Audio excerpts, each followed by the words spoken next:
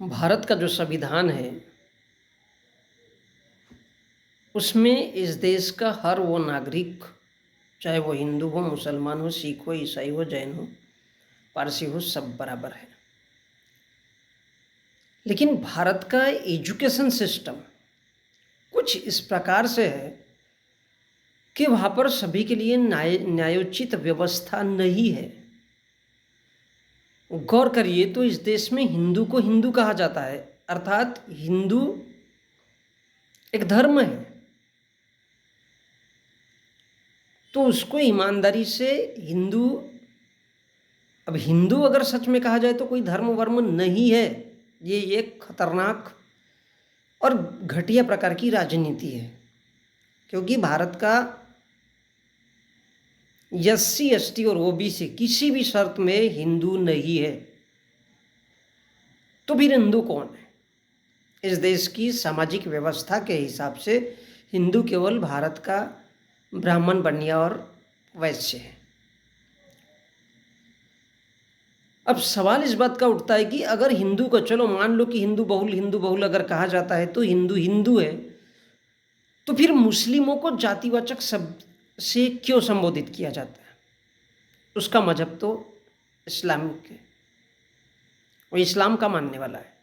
लेकिन ये भारत की शिक्षा व्यवस्था का ही एक हिस्सा है कि उनको नफरत की दृष्टि से देखा जाता है।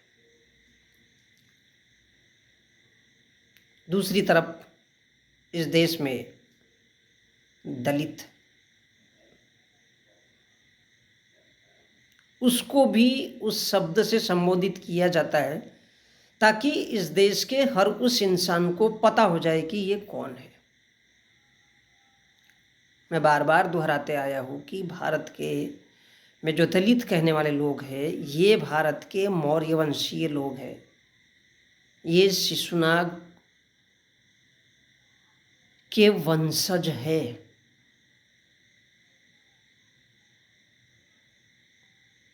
इनका वंश नाग है। आपने देखा होगा कि बुद्ध के ऊपर में जो सांपों के निशान दिखाए जाते हैं वो नागवंशीय, अर्थात बुद्ध नागवंशीय था।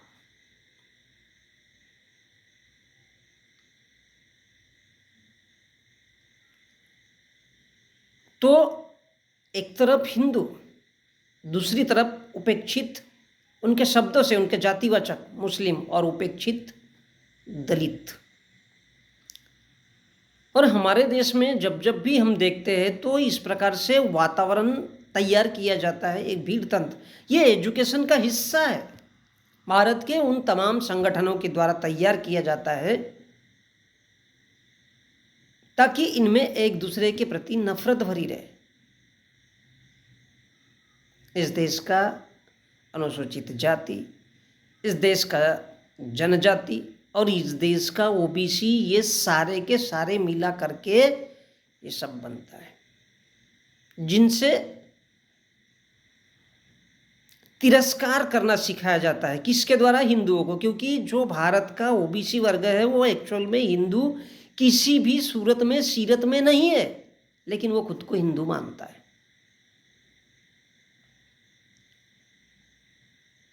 उसकी वजह है, किसी भी देश में अगर सच में कहा जाए तो भारत में केवल ब्राह्मण, बनिया और वैश्यों का ही 1950 के बाद जब भारत का संविधान बना और ये देश एक स्वतंत्र देश कहलाया, तो इस देश के लोगों को उनकी भनक तक नहीं है। इस देश के लोगों को उनकी भनक तक नहीं है कि वो वास्तव में इंसान है भी या नहीं, और अगर इंसान है तो किस कैटेगरी में खड़े हैं according to constitution of India. उनको कोई लेना देना नहीं है। वो उसी परंपरा में जकड़े हुए हैं, चल रहे,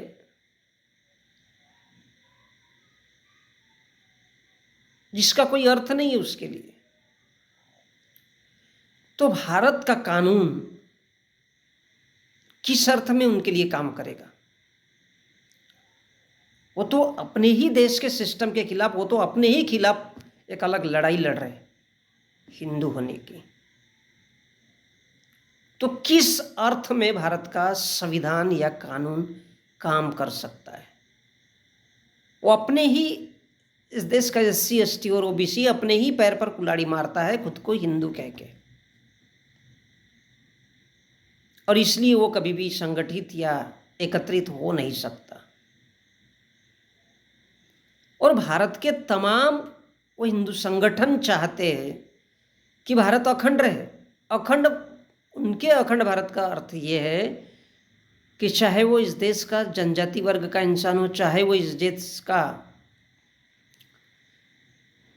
अनुसूचित जाति वर्ग का इंसान हो, या फिर इस देश का OBC पिछड़ा वर्ग का वो इंसान हो, वो मात्र और मात्र क्या बना रहे? हिंदू बना रहे, तो ही वो सच्चे अर्थों में अखंड भारत है।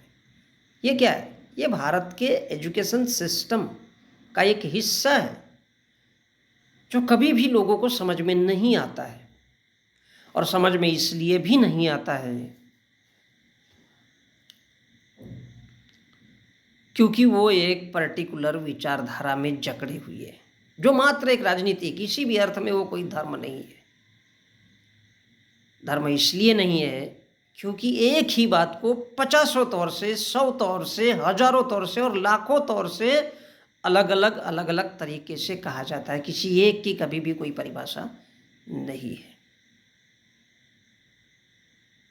किसी एक की परिभाषा नहीं है। इसलिए होना ये चाहिए था कि हिंदुओं, मुस्लिमों और दलितों, क्योंकि मुस्लिमों ने 600 साल लगभग भारत पे शासन किया, तो उनकी स्थिति हिंदुओं के बाद काफ़ी अच्छी है, लेकिन भारत के दलितों की स्थिति में कहीं भी कोई सुधार नहीं आया है।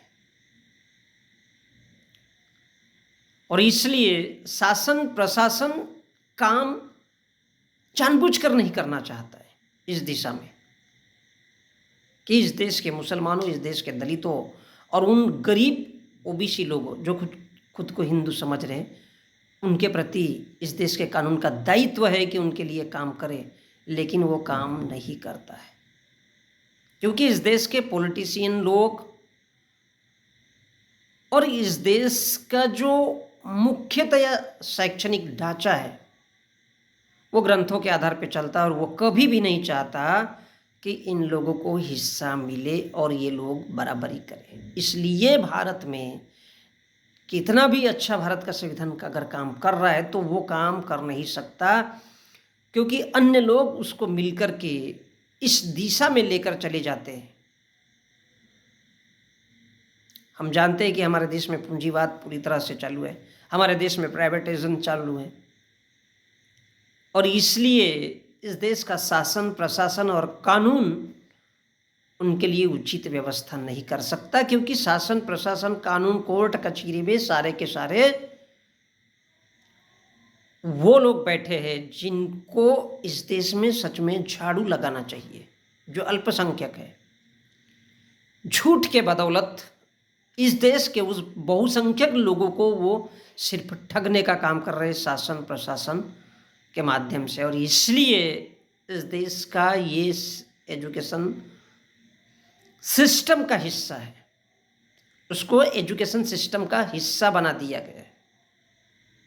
हम देखते हैं 1950 के बाद आज लगभग आज़ादी का उत्सव तो मना रहे, लेकिन इसका कोई वैल्यू नहीं है जिस देश का बहुसंख्यक अर्थात SC ST OBC and minorities वाला समाज आज भी उसी दलदल में फंसा हुआ है।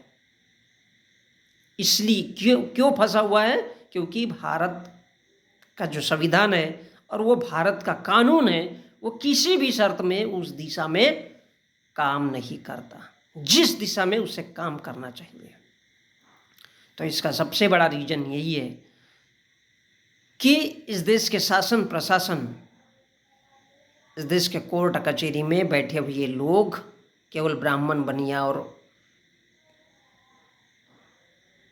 ठाकुरों में से बैठे हुए हैं, इसलिए वो इस देश के हिंदुओं, मुस्लिमों और दलितों को एक साथ खड़ा होते हुए नहीं देखना चाहते। और ये क्या है? ये इस देश के एजुकेशन का सिस्टम है। इस देश के एजुकेशन का हिस्सा है।